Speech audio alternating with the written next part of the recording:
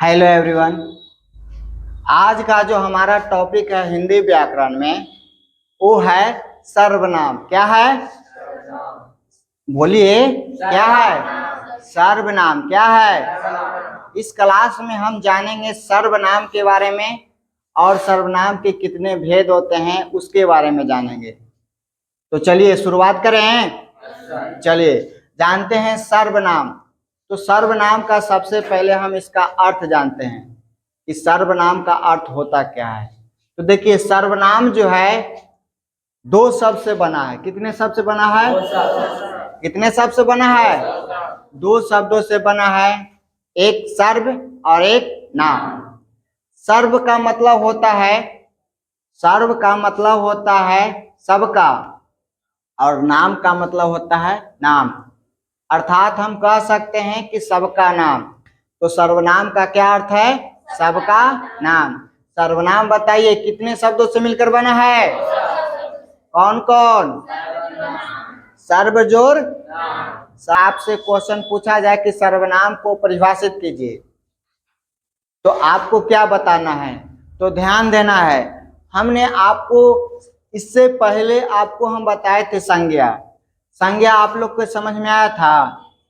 आया था? हाँ। तो संज्ञा के जो है ये जगह पर आएगा कौन? सर्वनाम। और जो शब्द संज्ञा के जगह पर आता है वो क्या कहलाता है? सर्वनाम कहलाता है। जो शब्द संज्ञा के जगह पर आता है वो क्या कहलाता है? सर्वनाम कहलाता है। याद हुआ? जो शब्द संज्ञा के जगह पर वह क्या कहलाता है? सर्वनाम कहलाता है। सर्वनाम कितने शब्दों से मिलकर बना है? कौन कौन? सर्व जोड़। अर्थ क्या होता है? सबका नाम। अगर आपसे पूछा जाए कि सर्वनाम होता क्या है तो क्या बोलिएगा? जो शब्द संज्ञा के जगह पर आता है वो क्या कहलाता है? सर्वनाम कहलाता है। और सर्वनाम जो हैं, सर्वनाम के कुल शब्द जो हैं वो कितने होते हैं? 11 होते हैं। कितने होते हैं? 11 होते हैं। कौन कौन होते हैं बाबू? मैं, तुम, आप, यह, वह, जो, सो, कौन, क्या, कुछ, कोई। ये सर्वनाम के शब्द हैं। और सर्वनाम के कुल कितने शब्द होते हैं? कितने होते हैं? कौन कौन होते हैं?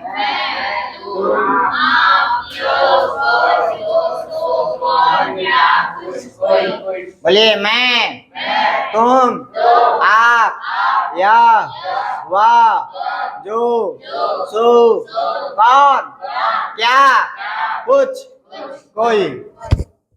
और एक बार फिर से बोलिए, सर्वनाम होता क्या है? बोलिएगा, जो शब्द संज्ञा के जगह पर आता है। जो शब्द संज्ञा के जगह पर आता है वह सर्वनाम कहलाता है। याद हुआ? सर्वनाम कितने शब्दों से मिलकर बना है? कौन कौन? सर्व जोड़। और इसका अर्थ क्या होता है? सबका नाम। सर्वनाम होता क्या है? जो शब्द संज्ञा के जगह पर आता है वह क्या कहलाता है? सर्वनाम कहलाता है। सर्वनाम में कुल कितने शब्द होते हैं? 11। कितने होते हैं? कौन कौन?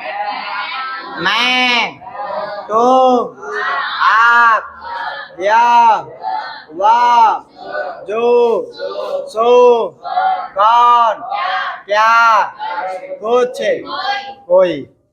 सर्वनाम के कितने भेद होते हैं? कितने भेद होते हैं जी? चलिए, पहला का नाम क्या है? पहला का नाम। और पुरुषवाचक सर्वनाम 3 तरह के होते हैं। पुरुषवाचक सर्वनाम कितने होते हैं? पहला, दूसरा, तीसरा। पहला सर्वनाम कौन है? पुरुषवाचक सर्वनाम ना। पहला सर्वनाम कौन है?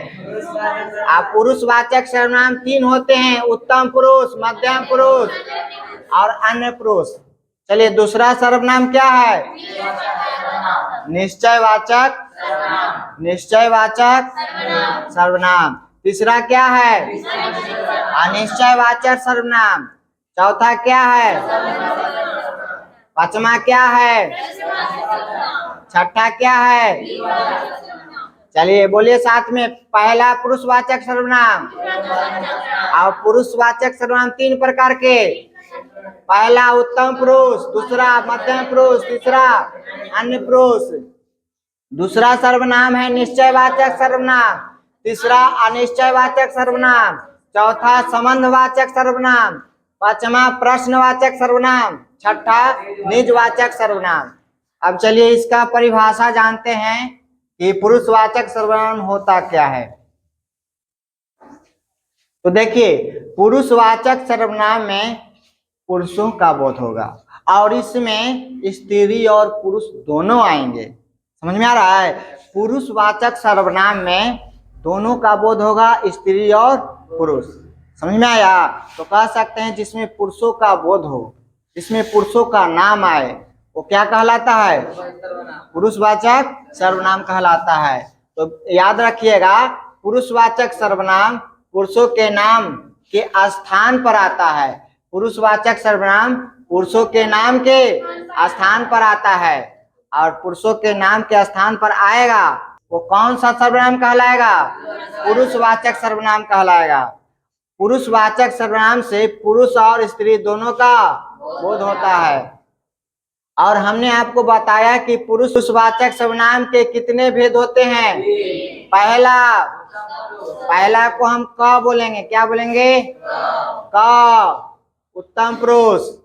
और उत्तम पुरुष होता क्या है? तो उत्तम पुरुष बोलने वाला यूज करता है, प्रयोग करता है, श्रोता यूज करता है। समझ में आ रहा है? जैसे हम आपको बोल रहे हैं तो हम हो गए कौन पुरुष? उत्तम पुरुष। आप सुन रहे हैं, मध्यम पुरुष। किसी के बारे में अगर हम कहें तो कौन पुरुष कहलाएगा? अन्य पुरुष। तो याद रखिएगा, उत्तम पुरुष बोलने वाले वक्ता को उत्तम पुरुष कहा जाता है। बोलने वाले वक्ता को क्या कहा जाता है? अब बोलने वाला वक्ता यूज क्या कर सकता है? मैं और हम, मैं और हम यूज कर सकता है। दो ही वर्ड नहीं यूज कर सकता है, मैं या हम। समझ में आ रहा है? चलिए इसका जो है दूसरा जो है वो है मध्यम पुरुष। कौन सा है? मध्यम पुरुष। अब मध्यम पुरुष होता क्या है? तो हमने आपको बताया कि मैं बोलूंगा तो आप सुनिएगा, तो आप हो गए मध्यम पुरुष, हम कौन सा हो गए? उत्तम पुरुष हो गए। तो याद रखिएगा, सुनने वाले श्रोता को मध्यम पुरुष कहा जाता है। सुनने वाले श्रोता को क्या कहा जाता है? मध्यम पुरुष कहा जाता है, मध्यम पुरुष कहते हैं। जैसे सुनने वाला जो है वो क्या क्या यूज कर सकता है? तू, तुम, आप इत्यादि। समझ में आ रहा है? तीसरा यानी ग जो है वो है अन्य पुरुष। कौन सा पुरुष है? तीसरा क्या है? अन्य पुरुष है। और अन्य पुरुष होता क्या है? तो अन्य जिसके संबंध में बात की गई हो, जिसके संबंध में बात की गई हो। जैसे मान के चलिए यहाँ पर हम हैं और नीलेश को हम यहाँ बुला लिए और नीलेश को बुला करके बोले कि रितेश बहुत अच्छा लड़का है। हम किसको बोल रहे हैं? नीलेश को। किसके बारे में बात किया जा रहा है? रितेश के बारे में। तो हम जो हो गए प्रथम पुरुष हो गए, यानी कि उत्तम पुरुष हो गए, और नीलेश जो है मध्यम पुरुष, और रितेश क्या हो गया? अन्य पुरुष। समझ में आया? चलिए आगे चलते हैं। उदाहरण की अगर बात किया जाए अन्य पुरुष में कौन कौन सा सर्वनाम यूज होता है, वो है ए, वे, वह, या आदि। समझ में आया? अगर हम इसको वाक्य के माध्यम से अगर समझें तो उसने मुझे बोला था कि तुम पढ़ रही हो। उसने मुझे बोला था कि तुम पढ़ रही हो। और इस वाक्य में तीनों आ रहा है। उसने, उसने मतलब कि किसको कहा जा रहा है? अन्य को कहा जा रहा है। मुझे, मुझे मतलब मैं बोल रहा हूं, यानी मुझे मतलब उत्तम पुरुष है। और यहाँ पर तुम कौन सा पुरुष हो गया? मध्यम पुरुष। तुम कौन सा पुरुष हो गया? मध्यम पुरुष। इस वाक्य में क्या कहा जा रहा है? उसने मुझे बोला था कि तुम पढ़ रही हो। तो चलिए नेक्स्ट जो है वो सर्वनाम निश्चयवाचक सर्वनाम है। कौन सा सर्वनाम है? निश्चयवाचक सर्वनाम। और निश्चयवाचक सर्वनाम होता क्या है? तो जो सर्वनाम शब्द किसी निश्चित व्यक्ति, वस्तु, स्थान या घटना को निश्चय पूर्वक संकेत करती है, वो कौन सा कहलाती है? निश्चयवाचक सर्वनाम। याद रखिएगा, जो सर्वनाम शब्द किसी निश्चित व्यक्ति, वस्तु, स्थान या घटना को निश्चय पूर्वक संकेत कर बोध कराती है, वो कौन सा सर्वनाम कहलाता है? निश्चयवाचक सर्वनाम कहलाता है। और निश्चयवाचक सर्वनाम का उदाहरण है यह, वह, ए, वे, इस, उस इत्यादि। अगर बात किया जाए इसका वाक्य के द्वारा समझने का, तो यहाँ पर देखिए वाक्य पहला है, यह मेरी कलम है। यह मेरी कलम है। तो यह मेरी कलम है, तो यह जो है अनिश्चयवाचक है कि नहीं है? सॉरी, निश्चयवाचक। यह जो है निश्चयवाचक है। यहाँ पर कह रहा है कि एक कृष्णा की गाय है। एक कृष्णा की गाय है। एक कृष्णा की गाय है, यानी कि ये निश्चय पूर्वक संकेत देकर बता रहा है कि ये जो है कृष्णा की गाय है। अगला है वह राम के भाई है। वह जो है राम का भाई है। समझ में आ रहा है? तो ये हमारा था कौन सा? निश्चयवाचक सर्वनाम। और निश्चयवाचक सर्वनाम तीसरा जो है अनिश्चयवाचक सर्वनाम है। और अनिश्चयवाचक सर्वनाम कहेंगे किसको? तो अनिश्चयवाचक सर्वनाम यानी कि जो निश्चय का हुआ जी, हम यहाँ समझा नहीं रहे हैं तो समझिए। अनिश्चयवाचक सर्वनाम कहेंगे किसको? जो निश्चयवाचक सर्वनाम ना हो वो अनिश्चयवाचक सर्वनाम कहलाएगा। अनिश्चयवाचक सर्वनाम जो सर्वनाम शब्द किसी निश्चित व्यक्ति, वस्तु, स्थान या घटना को निश्चय पूर्वक संकेत नहीं कराता है, वो अनिश्चयवाचक सर्वनाम कहलाता है। कराएगा तो निश्चयवाचक, नहीं कराएगा तो अनिश्चयवाचक। समझ में आ रहा है? इसका उदाहरण की अगर बात किया जाए तो उदाहरण में आएगा कोई, किसी। और किसी यूज किसके लिए होगा? सजीव। और सजीव कहेंगे किसको? जिसमें जान हो, प्राण हो, जो गति करे, जो जनन करे, उन्हीं को ना हम सजीव कहेंगे। और निर्जीव कहेंगे किसको? जो जिसमें प्राण ना हो, जो गति न करे, जो जनन न करे। समझ में आ रहा है? तो किसी, कुछ किसके लिए यूज होगा? निर्जीव के लिए इत्यादि। जैसे में समझ लीजिए वाक्य के द्वारा, पहला है कोई आ रहा है। कोई आ रहा है। कोई आ रहा है, तो यानी निश्चय पूर्वक बताया जा रहा है कि कोई आ रहा है। कहा जा रहा है, निश्चित बता रहा है, नहीं ना बता रहा है। कोई आ रहा है, बता रहा है कि राम आ रहा है कि श्याम आ रहा है। कोई आ रहा है, कौन आ रहा है भाई? कोई आ रहा है। तो यहाँ पर कोई जो हो गया वो अनिश्चयवाचक सर्वनाम है। यहाँ पर कह रहा है कि दरवाजे पर कोई खड़ा है। कौन खड़ा है? दरवाजे पर कोई खड़ा है। कौन खड़ा है? तो इसमें कौन सा हो गया? अनिश्चयवाचक कोई हो गया। अगला जो है वाक्य स्वाद में कुछ कमी है। स्वाद में कुछ कमी है, तो कुछ जो है आपको क्या हो गया? अनिश्चयवाचक सर्वनाम हो गया। अनु कुछ लिख रही है। अनु कुछ लिख रही है, तो कुछ जो है वो क्या है? अनिश्चयवाचक सर्वनाम। किसी ने कहा था। किसी ने कहा था, तो यहाँ पर कौन है अनिश्चयवाचक? किसी। तो ये हमारा था अनिश्चयवाचक। चलिए चौथा जो है वो है संबंधवाचक सर्वनाम। कौन सा सर्वनाम? संबंधवाचक सर्वनाम। और संबंधवाचक सर्वनाम कहेंगे किसको? तो जब एक सर्वनाम दूसरे सर्वनाम के साथ संबंध स्थापित करे। जब एक सर्वनाम दूसरे सर्वनाम के साथ संबंध स्थापित करे तो कौन सा सर्वनाम कहलाएगा? संबंधवाचक सर्वनाम कहलाएगा। जैसे कि अगर बात किया जाए उदाहरण में, जो सो, जैसा वैसा, जिसकी उसकी, जितना उतना इत्यादि। वाक्य के माध्यम से समझिए। वाक्य पहला कहता है कि जो जागेगा सो पाएगा।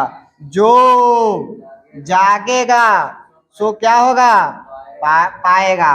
तो जो आया ना जी, जो यहाँ पर और सो, तो ये क्या है आपको? संबंधवाचक सर्वनाम। यही ना जो है जोड़ने का काम कर रहा है। जो जागेगा,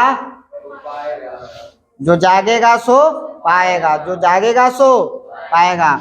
हाँ जो है वाक्य, जैसा करोगे वैसा भरोगे, जैसा करोगे वैसा भरोगे। तो जैसा और वैसा क्या है? संबंधवाचक सर्वनाम है। जो कर्म करेगा, जो कर्म करेगा फल उसी को मिलेगा। जो कर्म करेगा फल उसी को मिलेगा। समझ में आ रहा है? मेरा वह कलम मिल गया जो कल क्या हो गया था? खो गया। मेरा वह कलम मिल गया जो कल क्या हो गया था? खो गया था। नेक्स्ट है, जिसकी लाठे उसकी भैंस, जिसकी लाठे उसकी भैंस, जैसा कर्म वैसा फल, जैसा कर्म वैसा फल। तो ये हमारा था संबंधवाचक सर्वनाम। चलिए नेक्स्ट देखते हैं प्रश्नवाचक सर्वनाम होता क्या है। चलिए जानते हैं प्रश्नवाचक सर्वनाम। प्रश्नवाचक सर्वनाम कहेंगे किसको? तो वे सर्वनाम शब्द जो प्रश्न का बोध कराते हैं उन्हें हम क्या कहेंगे? वे सर्वनाम शब्द जो प्रश्न का बोध कराते हैं वो क्या कहलाता है? या आप कह सकते हैं जहां प्रश्न पूछने जैसा प्रतीत हो, जहां प्रश्न पूछने जैसा प्रतीत हो, ऐसे शब्द को क्या कहा जाता है? प्रश्नवाचक सर्वनाम कहा जाता है। जहां प्रश्न पूछने जैसा प्रतीत हो, ऐसे शब्द को क्या कहा जाता है? प्रश्नवाचक सर्वनाम कहा जाता है। उदाहरण की अगर बात करें तो क्या, कौन, कहाँ, कब, कैसे इत्यादि जो हैं ये आपको प्रश्नवाचक सर्वनाम शब्द हैं। अगर वाक्य की बात किया जाए तो वाक्य आपको कहता है कि तुम क्या कर रहे हो, तुम क्या कर रहे हो। तो तुम क्या कर रहे हो में कौन प्रश्नवाचक सर्वनाम शब्द है? तो यहाँ पर क्या है। अगला है कि मास्टर जी का क्या नाम है, मास्टर जी का क्या नाम है। यहाँ पर है वहां कौन खड़ा है। तो यहाँ पर क्या, क्या, कौन, कौन सा सर्वनाम है? प्रश्नवाचक सर्वनाम। अगला सर्वनाम जो है लास्ट जो है वो है 6 है निजवाचक सर्वनाम। निजवाचक सर्वनाम, जिस सर्वनाम से निजीपन जैसा प्रतीत हो या निजीपन का बोध हो वो कौन सा सर्वनाम कहलाता है? निजवाचक सर्वनाम कहलाता है। तो जिस सर्वनाम में निजीपन जैसा प्रतीत हो उन्हें हम निजवाचक सर्वनाम कहते हैं। उदाहरण, स्वयं, अपना, मेरा, मेरी। वाक्य की अगर बात किया जाए तो मैं अपना कार्य स्वयं करता हूँ, मैं अपना कार्य स्वयं करता हूँ। और यहाँ पर ख जो है वो है आपको मैं अपनी गाड़ी से जाऊंगा। तो ये हमारा था सर्वनाम, जो कि सर्वनाम हमारा क्या हो गया? समाप्त हो गया।